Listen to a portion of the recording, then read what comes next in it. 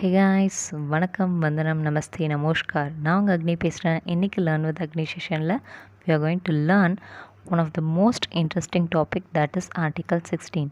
So இது வரைக்கும் அந்த தொகுப்பில் நம்ம ஃபண்டமெண்டல் ரைட்ஸ் பார்ட் 3ல் வந்து ஆர்டிக்கல் 15 வரைக்கும் கவர் பண்ணியிருக்கோம். இன்றைக்கி நம்ம புதுசாக ஆர்டிக்கல் 16 வந்து விரிவாக பார்ப்போம். ஸோ ஆர்டிக்கல் 16 வந்து நமக்கு மொத்தமாக 6 clauses இருக்குது. அதில் ஃபர்ஸ்ட் ஆர்டிக்கல் 16 clause 1 என்ன சொல்லுது அப்படின்னு பார்த்தீங்கன்னா, equal opportunity to all in employment and appointment to citizens under the state.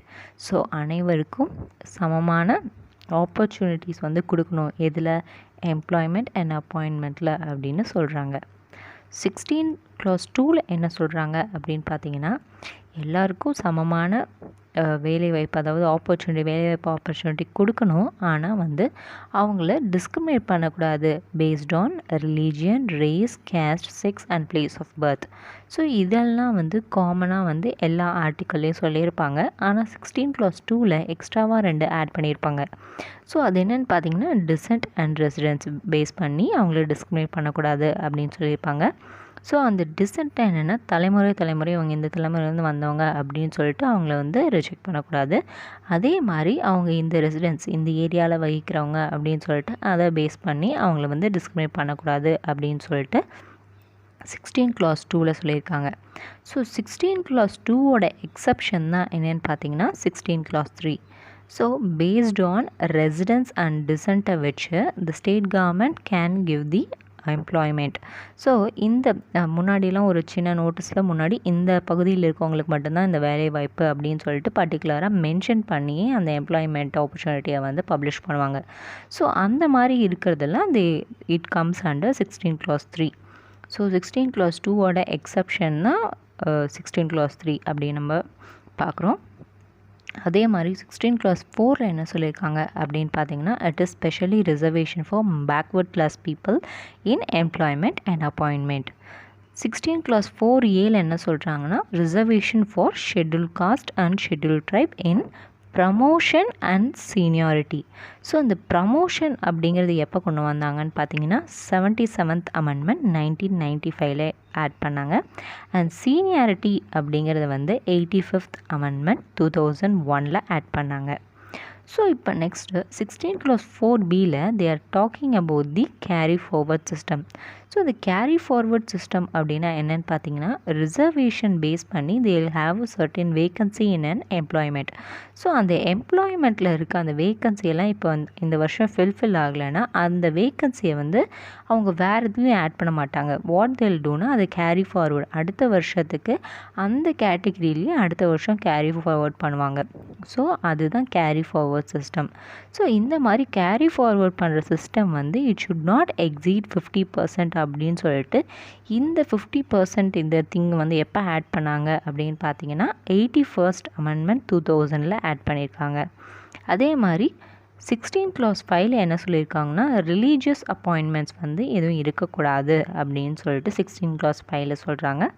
16 clause 6 என்ன சொல்கிறாங்கன்னு பார்த்தீங்கன்னா, எக்கனாமிக்கலி வீக்கர் செக்ஷனுக்கு வந்து 10% ரிசர்வேஷன் கொடுக்கணும் அப்படின்னு சொல்கிறாங்க. ஸோ நமக்கு இந்த ஆர்டிகல் 16 இன்னும் சில முக்கியமான விஷயங்கள் என்னன்னு பார்த்தீங்கன்னா, இந்த க்ரீமி லேயர் கான்செப்ட். ஸோ இந்த க்ரீமி லேயர் கான்செப்ட்னா என்ன அப்படின்னு பார்த்தீங்கன்னா, இந்த பேக்வர்ட் கிளாஸ் பீப்புள்லேயே அமாங் தோஸ் பீப்புள்லேயே ரொம்ப அட்வான்ஸ்டாக இருக்க பீப்புள் தான் வந்து, அதாவது ரொம்ப ரிச், அதாவது மோர் தேன் 8 lakhs சம்பாதிக்கிறாங்க இல்லையா.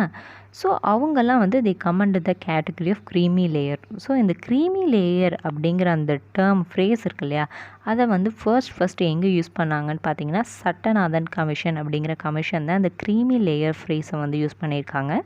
ஸோ க்ரீமி லேயர்னால் ஒன்றும் இல்லைங்க, அந்த பால் இருக்க அந்த மேலே இருக்க அந்த க்ரீம் இருக்கு இல்லையா, ஸோ அந்த க்ரீம் மாதிரி அதை வந்து அவங்க யோசித்து இந்த ஃப்ரேஸை வந்து ஃப்ரேம் பண்ணியிருக்காங்க.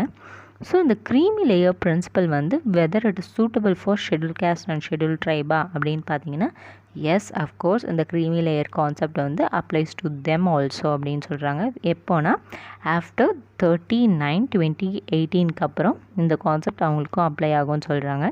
ஸோ க்ரீமி லேயர்னால் நீங்கள் ஈஸியாக ஞாபகம் வச்சுக்கணுன்னா, the person who is getting above 8 lakhs அப்படிங்கும்போது they are coming under creamy layer. Below 8 lakhs அப்படிங்கும்போது they come at non creamy layer.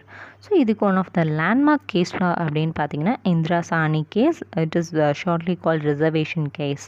So இதில் தான் சொல்லியிருக்காங்க creamy layer people வந்து they can't come under the backward class people. creamy லேயரில் வரவங்க யாரும் வந்து they can't get the reservation, அது அப்படி சொல்லியிருக்காங்க.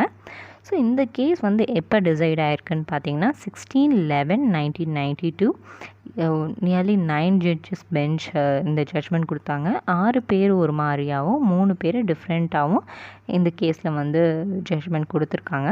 பட் த மோஸ்ட் 6 மெம்பர்ஸ் கொடுத்ததுனால creamy layer people வந்து can't be considered as the backward class people அப்படின்னு சொல்கிறாங்க. So this is all about the article guys. If you have any doubt, உங்களுக்கு ஏதாவது சந்தேகம் இருந்தால் டூ கமெண்ட் மீ இந்த comment section. And நல்ல கருத்துக்களை எப்பொழுதும் கேட்டுகிட்டே இருக்க stay tune with Agni YouTube channel.